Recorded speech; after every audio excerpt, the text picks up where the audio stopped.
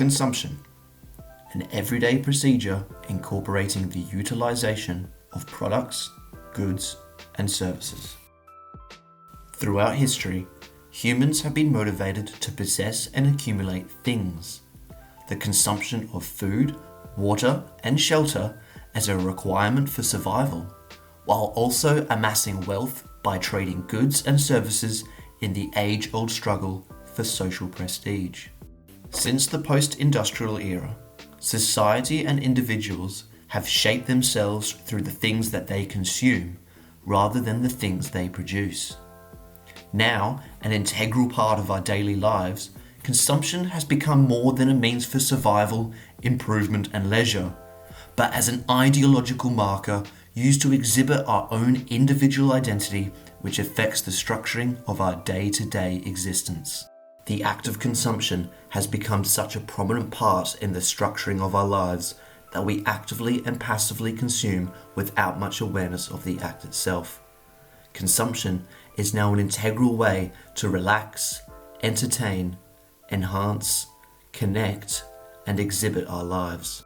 So what makes up specific day-to-day consumption practices? The way I would like to show this is a pervasive look into my daily routine, showing which consumption activities I participate and reject and how that shapes my own individual identity. So, a little bit about me. I'm a 24-year-old university student who works part-time in a bottle shop in Fremantle. I was born in the UK and have been brought up by British parents in Australia. I don't affiliate myself with any type of subculture, and if anything, I try to rebel against the mainstream.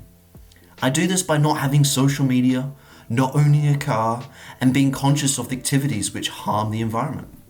My interests include Western and Eastern philosophy, self-improvement, football, golf, and exercising. I don't think of myself as an overly materialistic person, but I am still a consumer. And my consumption patterns reflect my identity by the things I choose and choose not to consume. So, come join me in my daily routine and a look into my consumption patterns. My bedroom is a great place to first look at some of my consumption patterns and identity markers. On my desk, we see I have a computer, headphones, keyboard, and microphone. To the right of the desk is my bookshelf. These books all correspond to my interests and general consumption of information which I use to enhance my mind.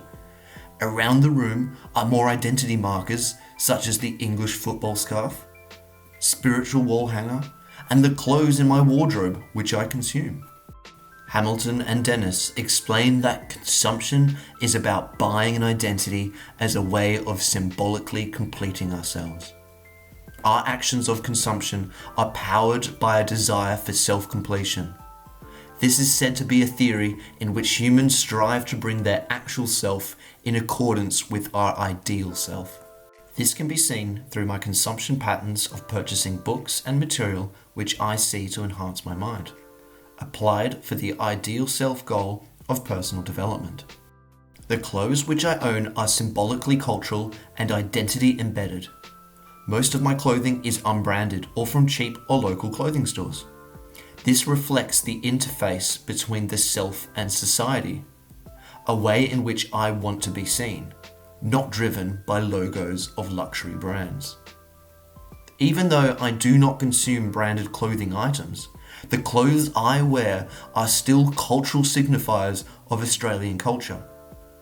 As Slater proclaims, using the codes of consumption of one's culture, an individual reproduces and demonstrates allegiance to that particular social order. So, by wearing the style of clothes which are accepted in society, I act out my membership of Australian culture. My identity as a participant of Australian culture is performed through the acceptance of the culturally accepted standards of fashion. Cuisine has a complex interrelationship between ethnicity and cultural consumption. By analysing my cuisine consumption practices, we are able to interpret the dynamic between acculturation and ethnic identity.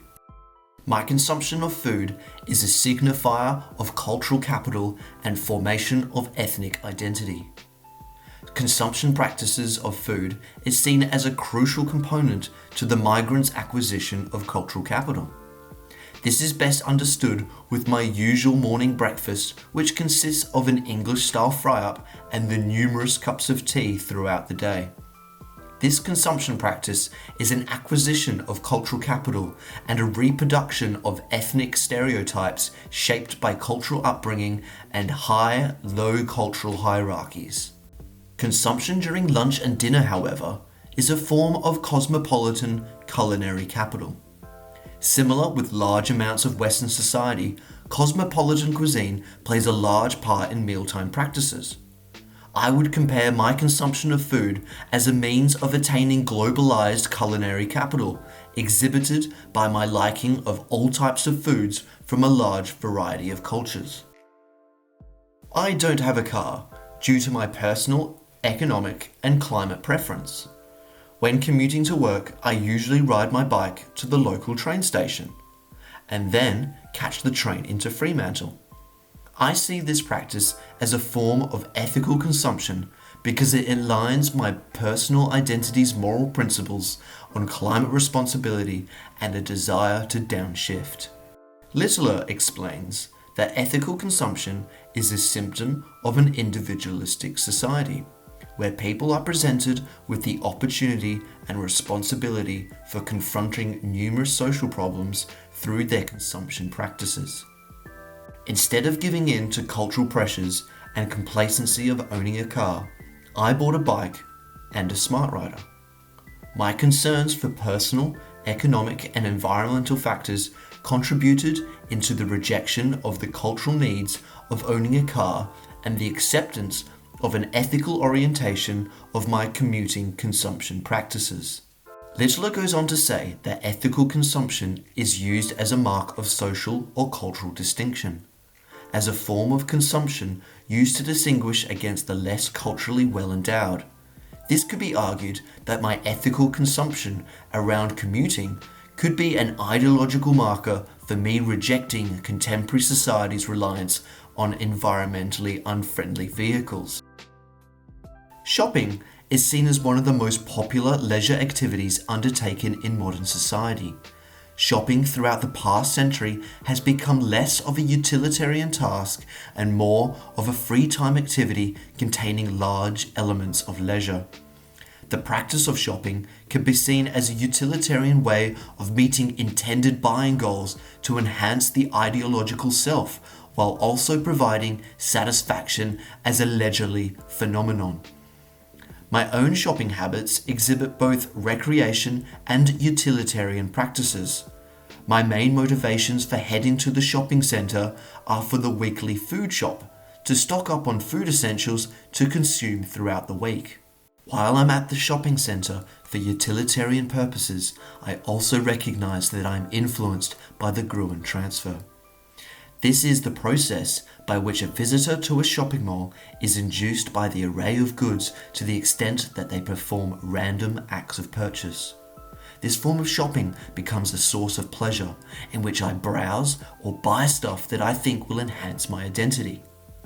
Though I don't usually impulse purchase, I do usually window shop or explore some of my favourite book, technology, and clothing shops, all of which can be seen as a leisurely activity in accordance with my own personalized identity.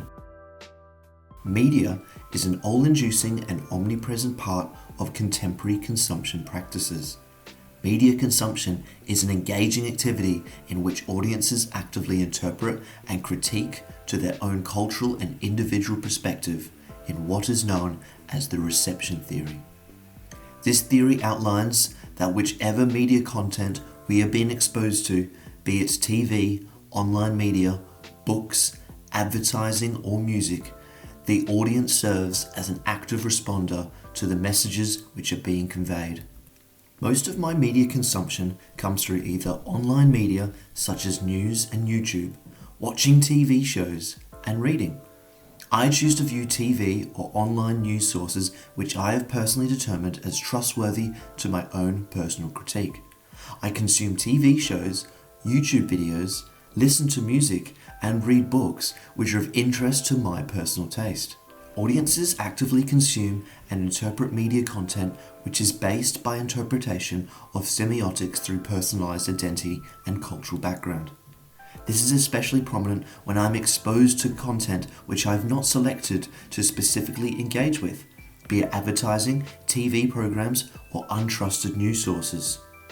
I become critical towards the intended message which is being broadcast, to which I usually have negotiated, oppositional, or cynical perspectives about, especially if it's consumerist marketing. I both accept and reject certain parts of consumption signifiers that are embedded in Australian society. My rejection of certain items can be understood as my symbolic rebelling against brand consumerism, dismissal of cultural pressures, the desire to be unmaterialistic, and a yearning for ethical consumption distinction. While my other consumption practices, such as shopping or watching media, could be expressed as typical consumer patterns to obtain a sense of identity and an imagined status in society from the things that I own and consume.